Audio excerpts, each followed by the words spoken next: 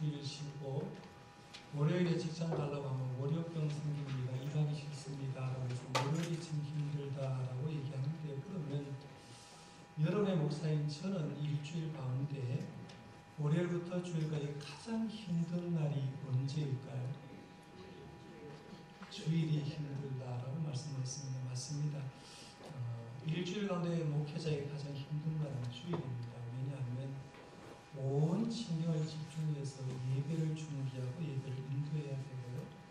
말씀을 전해야 되고 또 여러 회의들이 있는데 그 회의들도 그에 맞게 하나님의 뜻에 맞게 진행되어야 되기 때문에 주일이 가장 힘들고 피곤한 날이다라고 얘기합니다. 그래서 교육자들은 주일에 열심히 섬기고 월요일에 성도님 일할 때 월요일에 쉬면서 몸도 마음도 충전하는 그런 시간을 갖습니다. 교육자들의 쉬는 시간은 월요일인데, 그러면 또 하나 물어볼게요. 목사인 제가 일주일 가운데 가장 설레고 가장 기다려지는 날은 언제일까요? 주일이에요.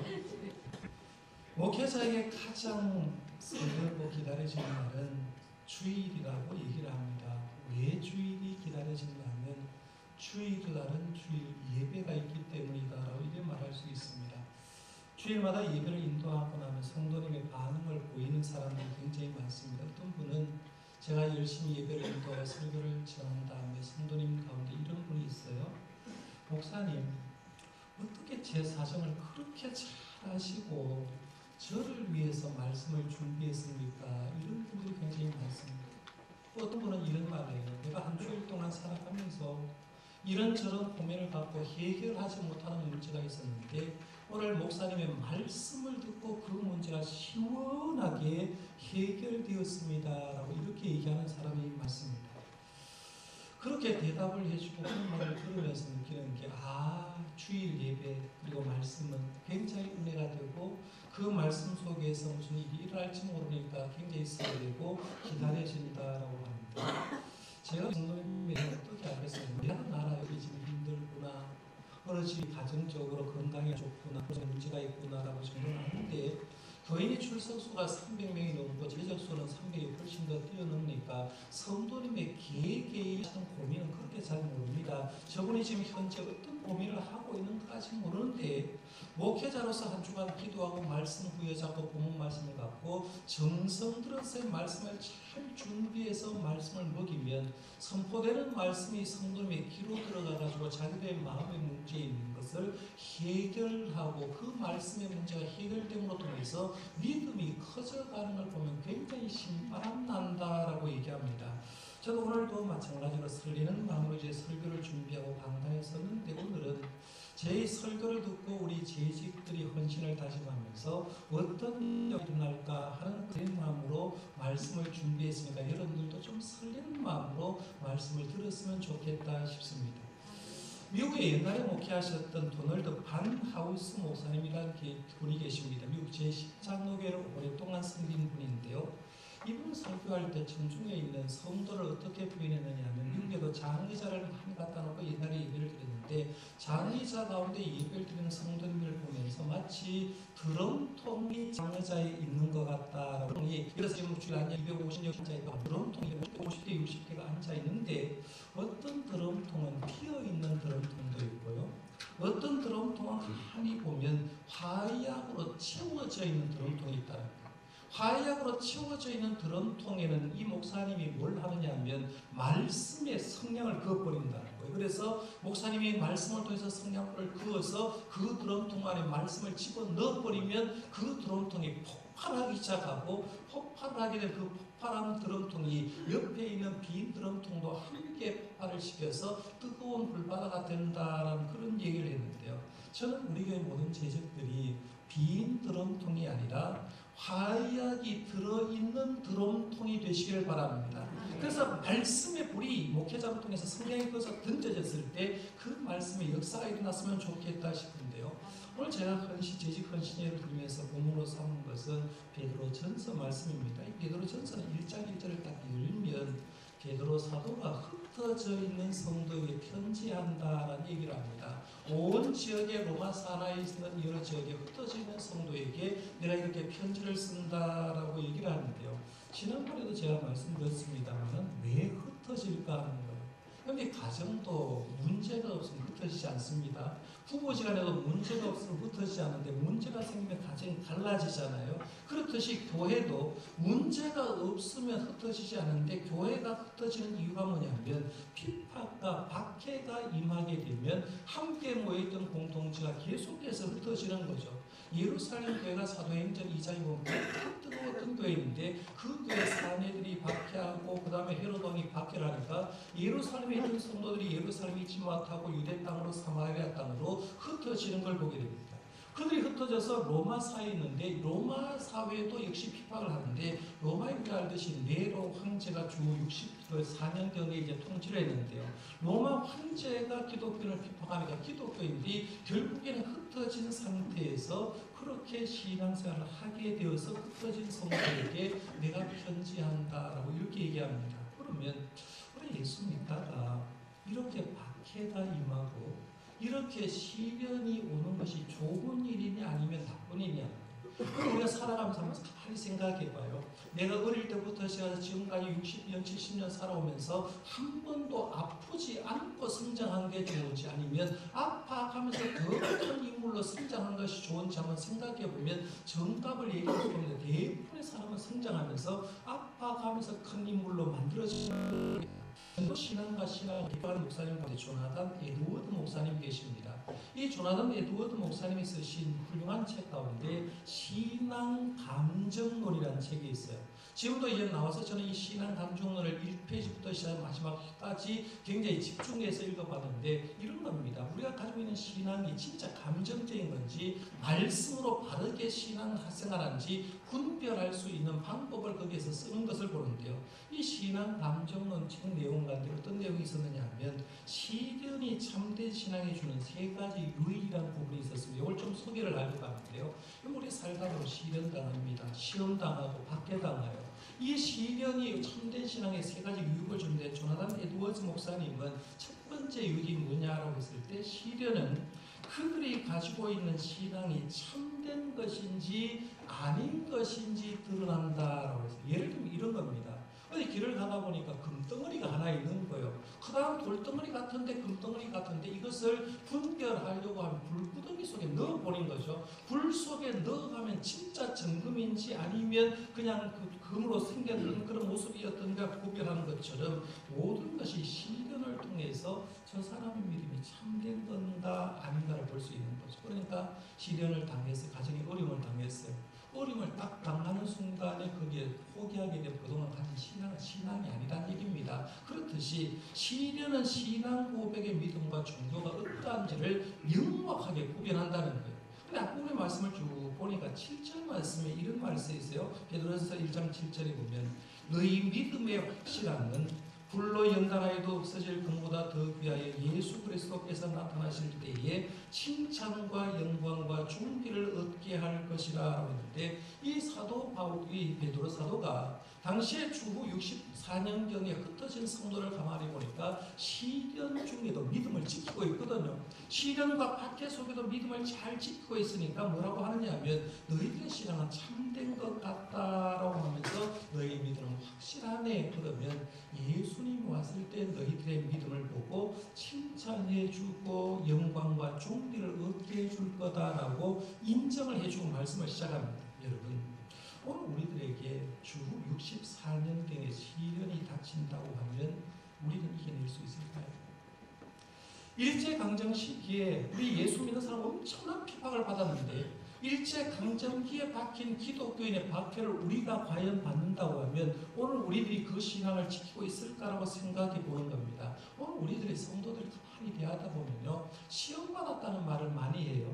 내가 시험 받았어. 교회 가기 힘들어. 내가 시험 받아서 누구한테 상처 받았어라고 얘기하는 사람들이 많은데 대부분 그건 사탄이 주는 시험도 아니고 하나님 주는 시험도 아니에요. 누구 시험이냐 하면 자기를 죽이지 못해서 오는 것, 그걸 가지고 시험이라고 하고 그건 시험 중에도 속하지 않는 거예요. 우리는 잘 작은 자존심 하나 스크래치 나도 긁혀져도 내가 시험 받았다고 얘기하는데요. 초대교회 교인들은 그거 가지고 따지지 않았다는 거예요. 그러니까 우리가 신앙생활하면서 늘 깨야 될 게 뭐냐면 저와 여러분이 어떤 시련을 겪더라도 그 시련을 통과하시고 참된 믿음의 사람으로 하나님께 인정받을 수 있기를 바랍니다. 굉장히 중요한 겁니다.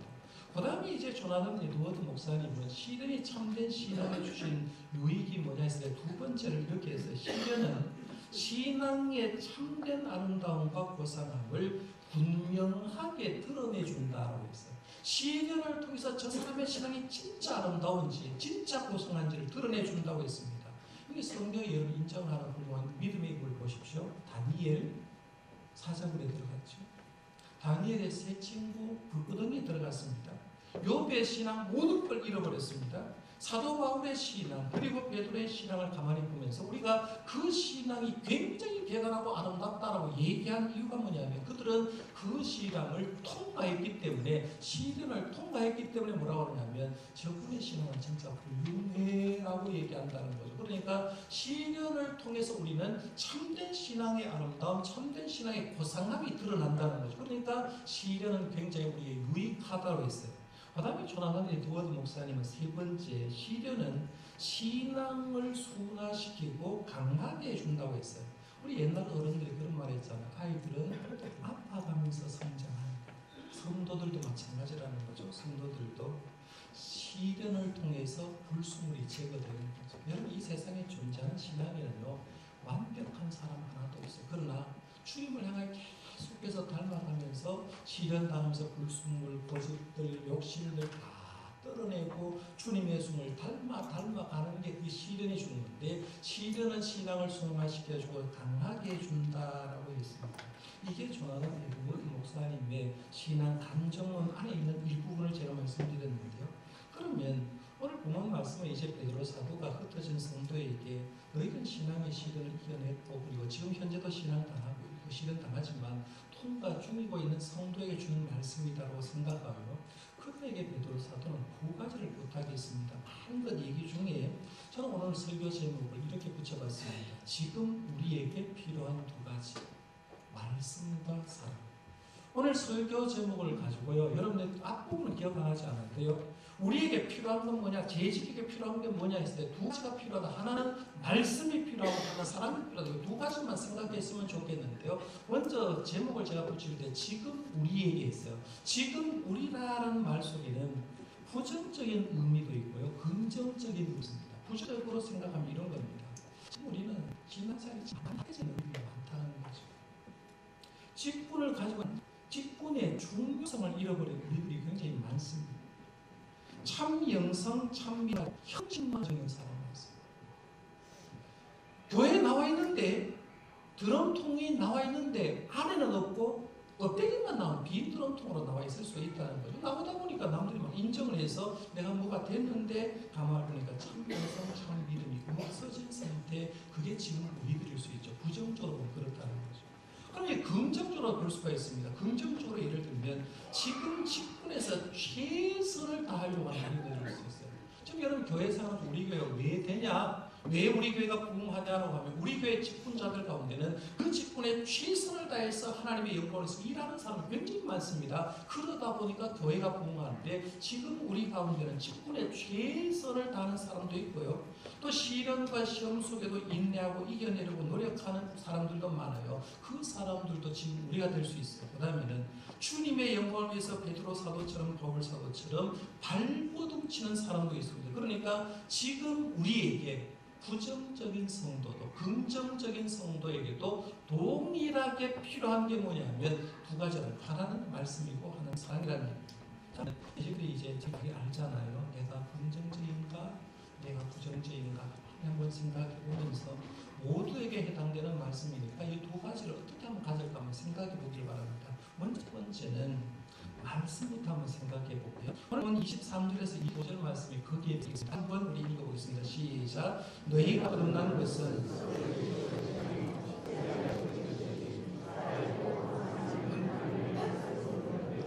그러므로 모든 목체는 불가고 그 모든 영광은 불의 꽃과 같으니 푸른 마르고 꽃은 떨어질 때 오직 주의 말씀은 세세토록 있도다 하였으니 너의 복음이 곧 이 말씀이니라. 아멘. 오늘 보면 23절에 시라는 말이 나왔어요. 이 시라는 말은요, 옛날 어른들이 썼던 말입니다. 시바지라는 말입니다. 남자들에게 여자들이 함부로 어제 시 함부로 뿌리지 마! 라고 얘기한 겁니다. 시, 이 얘기. 이걸 제임스 몽골메리 보이스 목사님 어떻게 해석하냐면 임신을 가하는 남성의 정자라고 해서 남성의 정자. 이 시가 들어가게 되면 생명이 잉태된 남성의 정자를 오늘 말씀에 23절에 나오는 시라고 이렇게 했습니다. 임신에 대해서 좀 얘기를 하려고 하니까 조금 곁길로 가서 잠깐만 얘기하겠습니다. 얼마 전에 저는 12월 말에 제가 책을 한번 읽은 것 같은데 조명년 신부님이 쓴 나보라는 듯 사는 삶이라는 에세이집을 읽어서 그냥 부드럽게 읽은 책인데 그 책 내용 가운데 한 부분이 그런 얘기를 했어요. 이 세상에 살아가는 모든 사람들은 다 실패한 사람이 없다. 다 성공자다라고 했어요. 그러면서 이런 표현을 했습니다. 여러분이 살아가면서 1등 해본 적이 있어요? 예진 씨 빼고 예진 씨 1등 해봤죠? 은재 씨 1등 해본 적 있어요? 초등학교 반에서 1등 어머니 뭐 학교에서 1등 전교에 1등 전국에서 1등 뭐 당연히 반에서 1등 한 본 적이 없습니다. 내가 대부분 사람이 이제 공부를 못하면 저들 포함해서 학교 갈 때는 1등 한 번 해본 적이 없어요. 저도 신학교 다닐 때 2등 한 번 해본 적이 있는데 1등은 해본 적이 없어요. 공부도 못하는 게. 직장생활 하는데 남들은 진급 그렇게 잘하는데 왜 진급이 잘 안 돼요? 그렇죠? 직장생활도 인정받지 못해. 아니, 남들은 월급을 100만 원, 1000만 원씩 받는데 나는 남들 1000만 원 받을 때 100만 원 계속 받아와. 집에 오면 맨날 부인이 부지런해. 이걸 돈이라고 받아오냐고 뭐라 하네. 그래서 대부분의 사람은 기가 죽어 있다. 조명현 신부님이 이런 얘기를 했어요. 여러분 다 1등 한 적이 있습니다. 이 1등 비율도 3억 명의 가운데 1등 했습니다라고 합니다. 그게 뭐냐 하면 우리나라 인구가 5천만 명, 5천만 명. 우리나라가 5천만 명이면 5, 36개 나라가 합쳐진 인구가 3억입니다. 그런데 여러분 지금 존재하는 모든 사람들은 3억 대 1의 경쟁률을 뚫고 들어왔는데 그게 뭐냐 하면 아버지 몸을 통해서 나온 정자의 개수가 3억 개랍니다. 이 3억 개의 개수 가운데 제일 앞에 달리는 정자가 어머니 앞에 들어가가지고 난자와 딱 합쳐지는 순간에 만들어진 게 여러분이라는 얘기입니다. 그러니까 지금 앉아있는 여러분 3억 대 1의 경쟁률을 뚫고 나온 줄 알고 대단한 사람인 줄 믿으시기 바랍니다.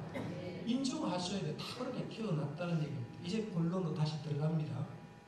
새로운 생명체가 탄생되려고 하면 아버지의 정자와 어머니의 난자가 만나서 결합되어야 됩니다. 그렇죠? 베드로 사도가 지금 이걸 가르쳐주려고 하는 거죠. 영적으로 출생하려고 하면 이런 데서 나야 돼라고 합니다. 그게 뭐냐면 첫 번째는 하나님께서 영적으로 출생이 가능하려고 하면 구원이라는 믿음이라는 난자를 사람의 마음에 심어놓는 겁니다. 사람에게는 원래 믿음의 난자가 없어요. 여자에게는 생명체가 될 때 한 달에 한 번씩 난자가 하나씩 생기지만 사람에게는 믿음의 난자가 없는데 그 믿음의 난자를 하나님께서 사람의 마음속에 집어넣는다는 얘기입니다. 그걸 가지고 우리는 뭐라고 하느냐면 구원받는 것 하나님의 선물이요 은혜라고 얘기하는 거죠. 내 몸속에 난자가 들어가는 믿음의 난자가 들어가는 겁니다. 이걸 사도 바울은 에베소 2장 8절에서 이렇게 말합니다. 너희는 그 은혜에 대한 믿음으로 말미암아 구원을 받았나니 이것은 너희에게서 난 것이 아니라 하나님의 선물이라. 행위에서 난 것이 아닌 누구든지 자랑하지 못하게 함이라고 했어요. 하나님이 내 속에 날 구원하려고 믿음의 난자를 집어넣었다는 겁니다. 그러니까 내가 한 일이 없고 하나님의 은혜로 하나님의 선물로 내 몸속에 믿음의 난자가 들어가서 포자가 형성되어 있는 겁니다. 이렇게 믿음의 난자가 있는 가운데 두 번째는 영적 생식에서 씨앗이 되는 살아있는 말씀을 하나님께서 취하시면 이 말씀이 설교를 통해 피라고 하는 문을 통해서 사람들에게로 들어가서 믿음이란 난자의 자리를 잡습니다 라고 했어요. 무슨 말이냐면 이런 겁니다. 하나님께서 우리를 구원하려고 믿음의 난자를 뱃속에 집어넣었어요. 그 다음에 하나님은 하나님의 말씀을 만들어줬어요.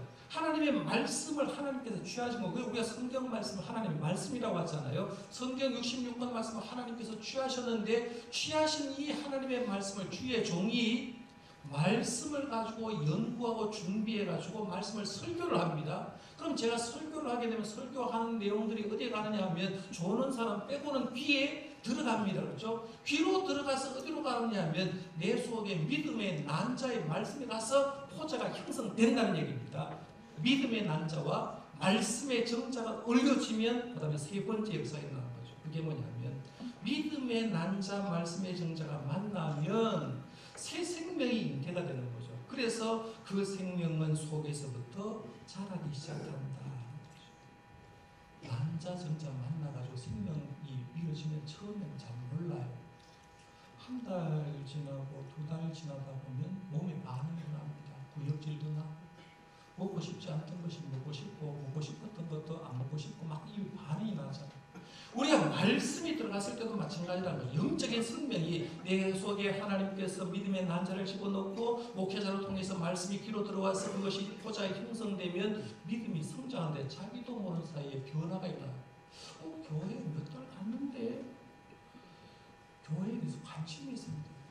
성경 말씀 알고 싶어져요. 읽고 싶어져요. 주일날에 기다려져요. 말씀을 듣고 싶어요. 이유가 뭐냐면 내가 지금 내 속에서 믿음의 난자와 말씀의 정자가 합쳐져서 새로운 생명체, 영성 생명체가 이루어지기 때문에 거기서 놀라운 변화의 역사가 납니다. 겉모습은 똑같은데 저 사람이 막 변화가 일어납니다. 이 변화가 일어나는 곳에 아까 제가 말씀드렸죠.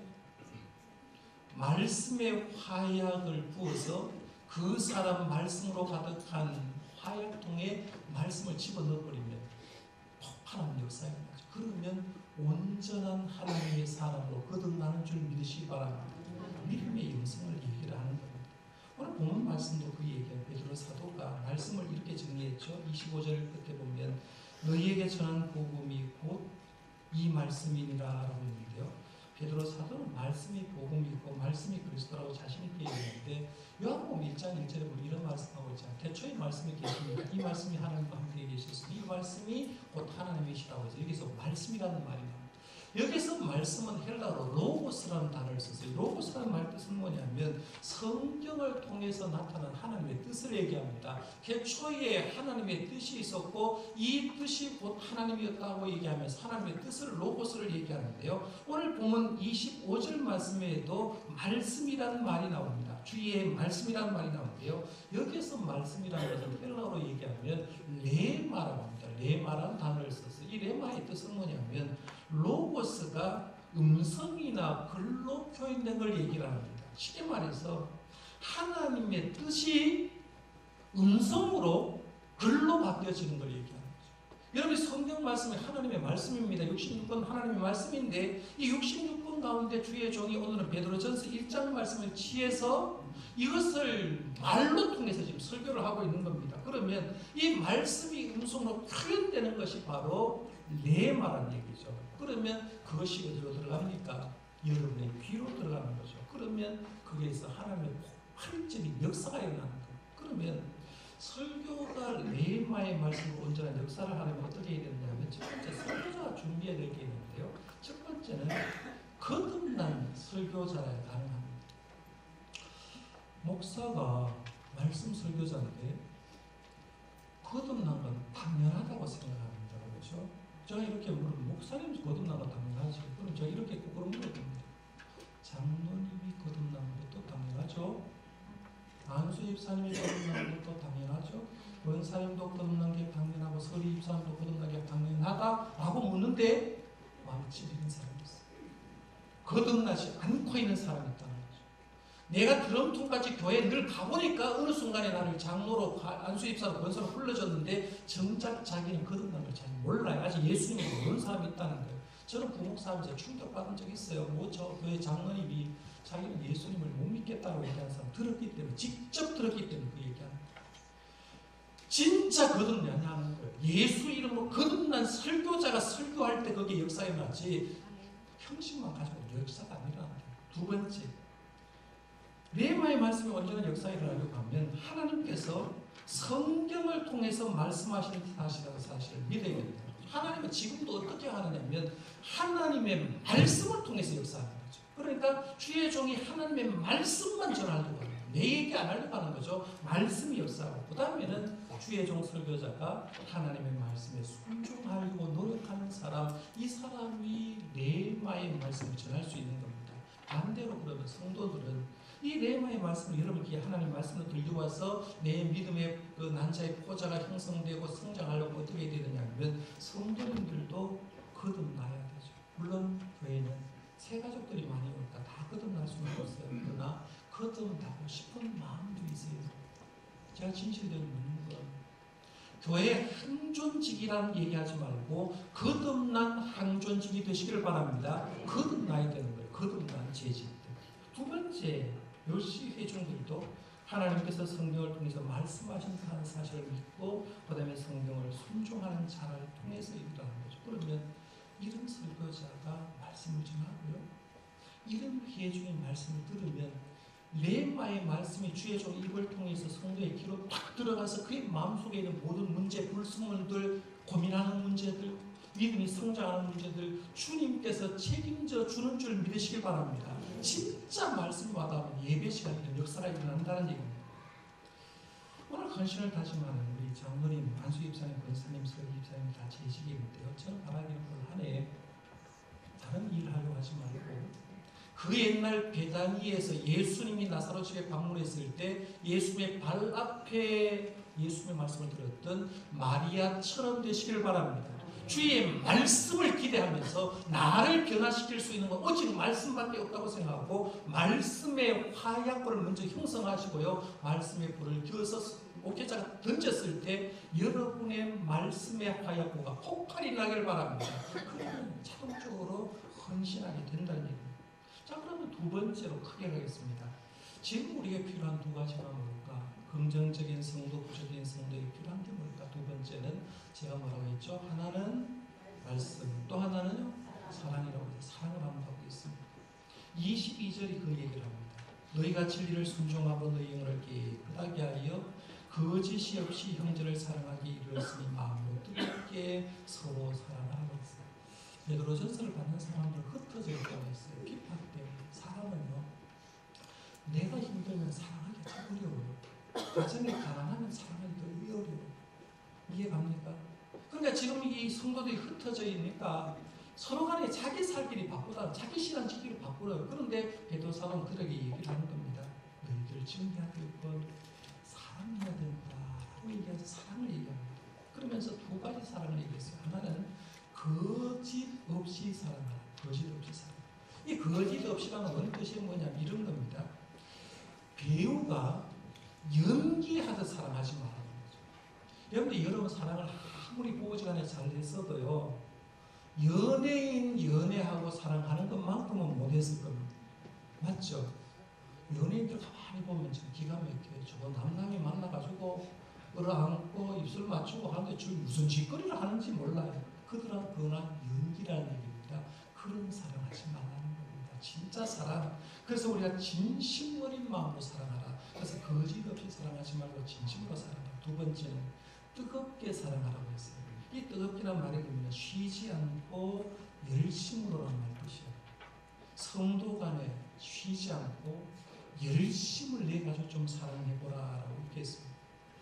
지금 한국교회 많은 문제가 있다고 하지만 사실은 한국교회 문제가 뭐냐고 저한테 묻는다고 하면 사랑을 잃은 거라고 얘기할 수가 있습니다. 한국교회는요, 우리 기독교를 사랑해 준 거라고 얘기합니다. 하나님 어떤 분이 하나님 사랑이시다라고 얘기합니다. 제가 좋아하는 성경에 예수님은 자기의 사람을 사랑하실 때 끝까지 사랑하셨다라는 말을 얘기를 합니다. 주님 사랑이라고 얘기합니다. 그러나 정작 성도들 들어가 보면 옛날에 그 있었던 사랑이 왜 없을까? 옛날에 중직자들이 그 사랑이 있었는데 왜 없어질까라고 생각하고 이유는 삶이 각박하기 때문에 그렇습니다. 삶이 각박하기 때문에. 그럴 때일수록 우리가 회복되어야 될 게 뭐냐면 주님이 우리의 원하는 건 사랑이구나. 사랑에 하나님을 믿는 사람에게 사랑이 없으면 사랑이 아니라고 성경은 이미 말씀을 해버리거든요. 그러니까 내가 진짜 사랑하냐 하는 걸 물어봐야 된답니다. 그래서 제가 질문을 몇 가지를 던져볼 텐데요. 입술로서 하는 분은 아멘 하시고 안 하는 분은 그냥 입 딱 놔두십시오. 여러분에게 하나님을 향한 진짜 사랑이 있습니까? 여러분에게 목회자를 향한 사랑이 있습니까? 여러분에게 우리 교회를 향한 사랑이 진짜 있습니까? 여러분에게 가족을 향한 사랑이 있습니까? 가족을 사랑하지 않는 사람 의외로 많아요. 가정이 병든 가정들이 많아요. 여러분에게 교우들을 진정으로 사랑하는 마음이 있습니까? 대답하기 참 곤란한 분들 계신 겁니다. 왜냐하면 진짜 없으면서 와 있는 사람이 많거든요. 저는 바라기는요, 있는 분은 그 은사 개발하시고 없는 분은 사랑의 은사를 달라고 기도하시길 바랍니다. 그걸 회복하지 않은 기독교에는 큰 의미가 없다는 얘기를 제 말씀을 드리겠습니다. 하늘의 시간 두 번째 주일이고 오늘은 재직 헌신 예배입니다. 재직 헌신 예배 때 주님 주신 말씀은 지금 우리에게 필요한 두 가지라는 설거지가 있습니다. 하나는 말씀, 하나는 사랑. 오늘 하나님 재직들 성도님들도 잡아야 될 게 많지만 주일마다는 말씀 잡고요. 일주일의 생활 가운데는 사랑 잡고 진짜 우리 속에 말씀과 사랑이 넘쳐난 그런 재직이 되고 교회가 되고 노력할 수 있는 저와 여러분들 되시기를 바랍니다. 기도하겠습니다. 하나님